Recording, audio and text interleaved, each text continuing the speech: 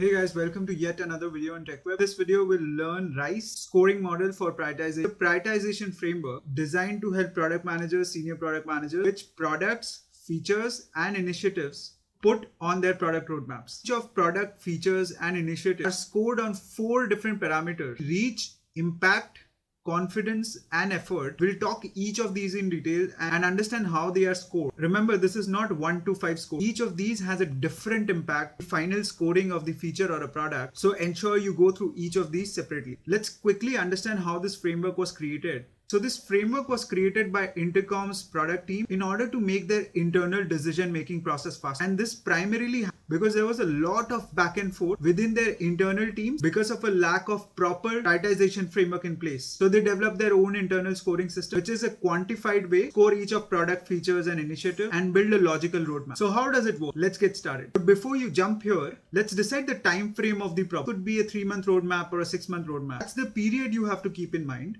and then score each of these factors. So let's start by R. R in the RICE prioritization framework stands for reach. This basically says how many people you estimate that your product, feature, or an initiative will reach in a given time frame. This time frame again can be the roadmap that you're looking at. So for example, if you're looking for a monthly roadmap, then you look at a 30-day period. For example, you estimate there will be 4 users every day in your product. Effectively, you'll have a reach of 120 people in the first month itself. That's your first number. You can also look at it from the perspective of activation, meaning if you'll have 1000 users, but only 20% of them will sign up. So you have a reach of 200. Let's jump to the I. The I here stands for impact. Now this impact may be the end goal. Impact on user acquisition or the impact on revenue, the impact on conversion. It can also be a qualitative impact. For example, improving product experience. You can see there is no one way to score both of these items. This is why Intercom developed a 5-tiered scoring system to estimate product, feature, or an initiative's impact. It basically has 5 numbers: 3, 2, 1, 0.5, and 0.25. 3 means massive impact, 2 means high impact, 1 meaning medium impact, 0.5 meaning low impact, and 0.25 meaning minimal impact. Again, this is subjective based on what you're looking at, and hence as a product manager, you'll have to take that call. Third initiative, the third item on the framework is confidence. This is primarily the confidence that you have on the reach and impact. Again, this is going to be either gut-based